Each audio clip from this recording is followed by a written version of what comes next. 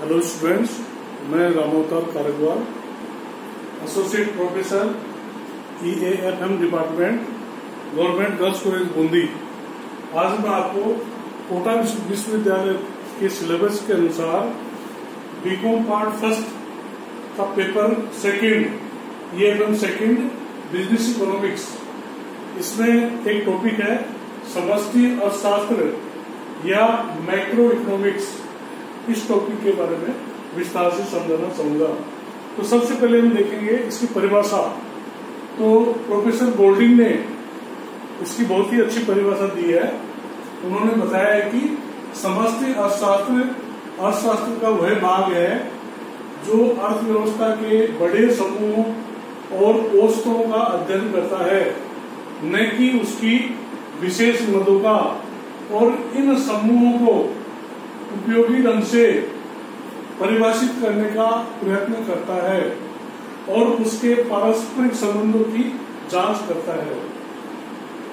तो उन्होंने इस परिभाषा में जो मुख्य बातें समझाई है, उसकी हम अगर व्याख्या करें तो इसमें है कि समष्टि अर्थशास्त्र ज्ञान की वह शाखा है जिसमें बड़े बड़े समूह अथवा समस्त अर्थव्यवस्था से संबंध रखने वाली औसतों का अध्ययन किया जाता है। अर्थात हम इसमें समग्र का अध्ययन करते हैं। इसमें कुल राष्ट्रीय आय, कुल रोजगार, कुल बचत, कुल विनियोग, कुल उपभोग, सामान्य मूल्य स्तर, सामान्य मजदूरी स्तर तथा सामान्य लागत स्तर का अध्ययन किया जाता है।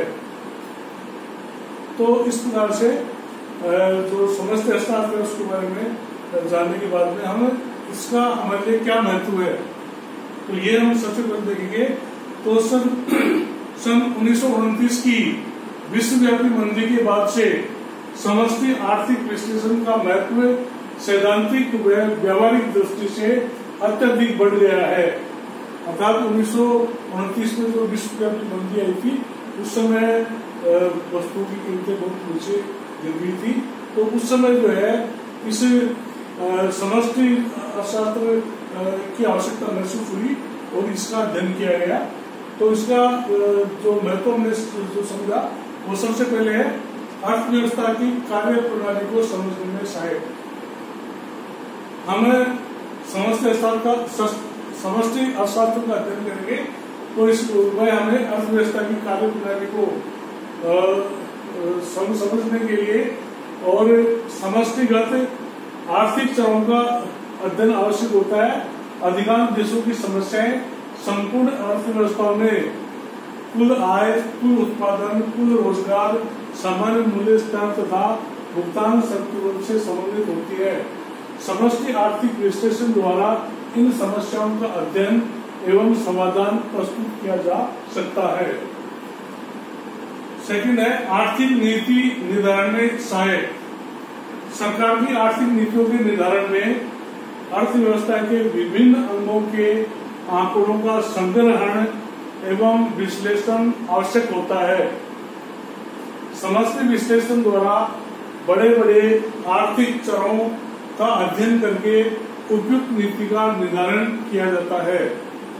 सरकार की आर्थिक नीतियों का संबंध किसी व्यक्ति विशेष से न होकर व्यक्तियों से के समूह से होता है तथा समूह का अध्ययन समष्टि विश्लेषण से ही संभव हो पाता है। थर्ड है आर्थिक नियोजन में सहायक। अधिकांश विकसित एवं विकासशील देशों ने तीव्र आर्थिक विकास के लिए नियोजन का सहारा लिया है। आर्थिक नियोजन के लिए उद्देश्यों का निर्धारण, साधनों का आवंटन व उपयोग आवश्यक होता है। नियोजन के लिए आवश्यक सामग्री समष्टि अर्थशास्त्र द्वारा ही प्रदान की जाती है।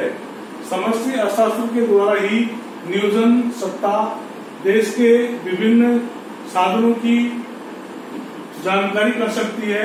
उन साधनों का अनुकूलतम आवंटन व उपयोग भी कर सकती है।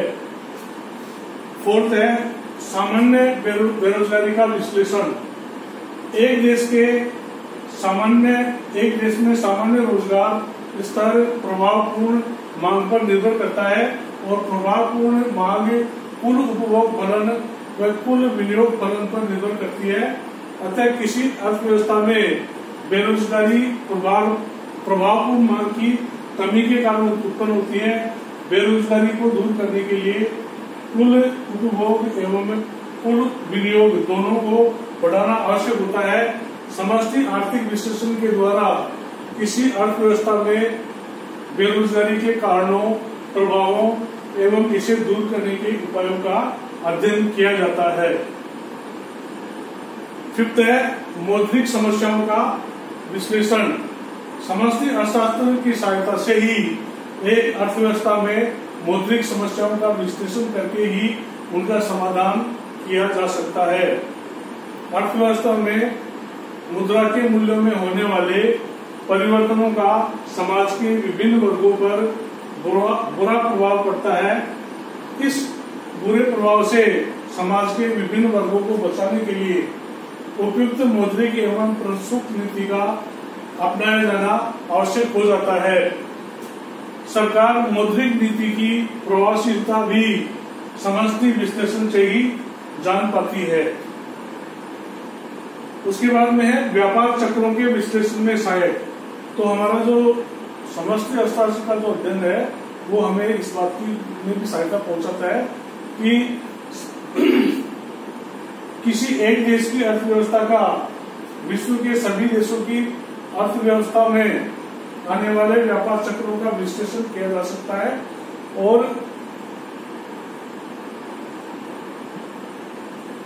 व्यापार चक्रों के बुरे प्रभावों से बचाया जा सकता है। व्यापार चक्रों के कारण अर्थव्यवस्था में नियमित रूप से तेजी व मंदी आती रहती है। व्यापार चक्रों के कारणों का विश्लेषण करके सरकार व्यापार चक्रों को रोकने के लिए आवश्यक उपाय कर सकती है। ये उपाय भी समष्टि मूलक ही होते हैं।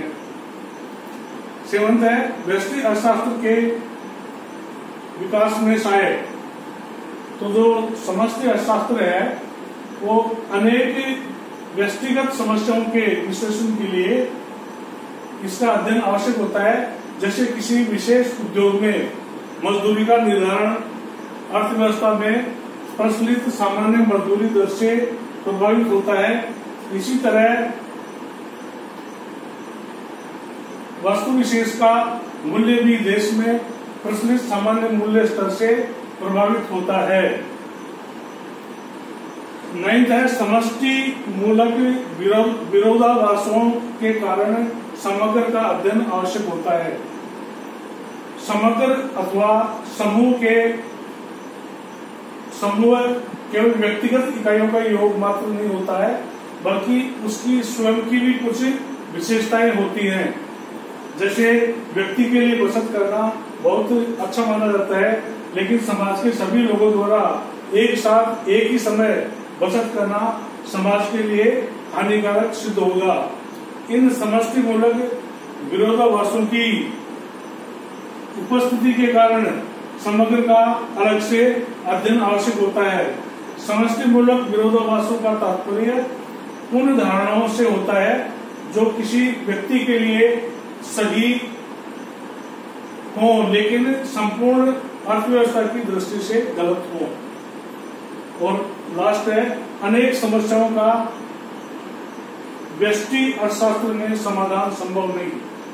तो कई ऐसी समस्याएं हैं जो हमें व्यष्टि अर्थशास्त्र के द्वारा सोल्व नहीं कर पाते। तो एक देश की बहुत सी ऐसी समस्याएं होती है जिनका समाधान व्यष्टि अर्थशास्त्र में संभव नहीं है।